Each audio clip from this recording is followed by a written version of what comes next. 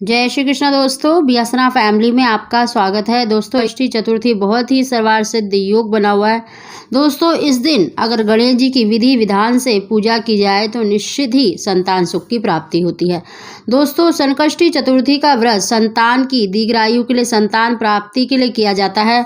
अगर आप संकल्प पूर्वक 11 संकष्टी चतुर्थी का व्रत रख लेते हैं, पूजन करते हैं विधि विधान से, तो निश्चित ही आपको संतान सुख की प्राप्ति होती है। साथ ही दोस्तों, संकष्टी चतुर्थी के दिन अगर एक वस्तु का भोग लगाकर अगर पति पत्नी ग्रहण कर ले तो निश्चित ही शीघ्र ही आपको संतान सुख की प्राप्ति होती है। दोस्तों, उसकी जानकारी देने से पहले अगर अभी तक आपने मेरा चैनल सब्सक्राइब नहीं कर रखा तो सब्सक्राइब जरूर कर लें, बगल में बेल आइकन को दबा दें, जिससे मेरी आने वाली सभी लेटेस्ट वीडियो का नोटिफिकेशन सबसे पहले आप तक पहुंच सके। श्री चतुर्थी देखिए सोमवार के दिन पड़ रही है, तो इस दिन भगवान शंकर का पूजन तो अवश्य करें। और गणेश जी देखिए भगवान शंकर के प्रिय पुत्र कहलाते हैं। भगवान शंकर का पूजन करें और सायकाल के समय विधि विधान से गणेश जी का पूजन अवश्य करें। दोस्तों, गणेश जी की स्थापना करें। आप एक चौकी पर लाल कपड़ा बिछाकर उनको स्थापित करें, नहीं तो अपने घर के ही मंदिर में आप गणेश जी का पूजन करें। गणेश जी की पूजा पूरी विधि विधान से करनी चाहिए, जिससे कि आपको उस पूजा का पूर्ण फल प्राप्त हो। दोस्तों, गणेश जी की पूजा में आपको देखिए एक सुपारी लेनी है, 2 लौंग लेनी है, इलायची रखनी है, हरी दुर्वा, उनकी प्रिय जो फल होते हैं। केला एक ऐसा फल है जो दैविक फल माना जाता है, सभी देवी देवताओं को अर्पित किया जाता है और गणेश जी को केले का फल बहुत ही प्रिय है, तो आप केले अवश्य ले लें। साथ ही आप देखिए इस दिन लड्डू बनाकर, बेसन को भूनकर लड्डू बना लें और 4 लड्डुओं का भोग अवश्य लगाएं। साथ ही दोस्तों, इस दिन आप मीठा पान भी ले सकते हैं, नहीं तो आप लौंग इलायची रख लें। और आपको एक चौमुखा दीपक तैयार कर लेना है, 4 बत्तियों का दीपक तैयार करना है। आप आटे का भी बना सकते हैं, मिट्टी का भी ले सकते हैं। और गणेश जी की पूजा करें। गणेश जी पर देखिए पहले गंगा जल अगर है तो गंगा जल के छींटे लगाएं, नहीं तो स्वच्छ जल से आपको उनको छींटे लगाएं। उनको स्नान करा सकते हैं तो स्नान कराएं। अगर आपके पास जैसे धातु के गणेश जी हैं तो उनको आपको पीला चंदन, लाल रोली अवश्य लगानी है और थोड़े से अक्षत आपको भिगोकर उन्हें लगाने हैं।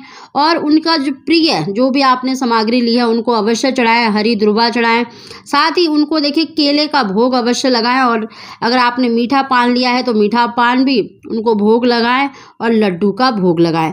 और उनके आगे धूप दीप जलाकर उनका पूजन करें, उनकी आरती करें और वहीं पर बैठकर कुछ देर तक अगर आप संतान की इच्छा रखते हैं तो आप गणेश जी के इस मंत्र का जाप करें।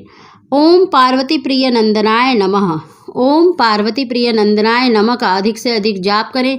गणेश जी की कृपा से आपको निश्चित ही संतान सुख की प्राप्ति होगी। दोस्तों, अगर आप संकष्टी चतुर्थी के 11 व्रत कर लेते हैं संकल्प पूर्वक, तो आप गणेश जी के सामने बैठकर अपने सीधे हाथ में थोड़ा सा जल लें, अपने नाम और गोत्र का उच्चारण करें और जिस भी कामना के लिए आप ये पूजा कर रहे हैं, व्रत करें, वो बोलकर आप उस जल को गणेश जी के आगे छोड़ दें। इस तरह से आपको संकल्प करना चाहिए और पूरी विधि विधान से अगर गणेश जी का पूजन किया जाए तो निश्चित ही आपको उसका पूर्ण फल प्राप्त होता है। साथ ही दोस्तों, जो भी आपने भोग लगाया है उसमें से पति पत्नी अवश्य ग्रहण करें। अगर आपने व्रत किया है तो चंद्रमा को अर्घ्य देने के बाद ही व्रत खोलना चाहिए।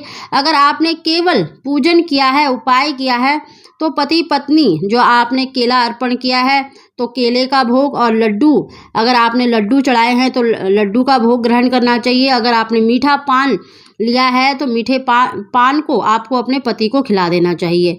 दोस्तों, ऐसा करने से निश्चित ही आपको शीघ्र ही संतान सुख की प्राप्ति होगी। संकष्टी चतुर्थी देखिए संतान को देने वाली है, संतान की दीर्घायु के लिए किया जाता है और संतान प्राप्ति के लिए किया जाता है। तो आप इस दिन गणेश जी का पूजन अवश्य करें और इस वस्तु को भोग लगाकर पति पत्नी दोनों जरूर ग्रहण करें। निश्चित ही आपको संतान सुख की प्राप्ति होगी।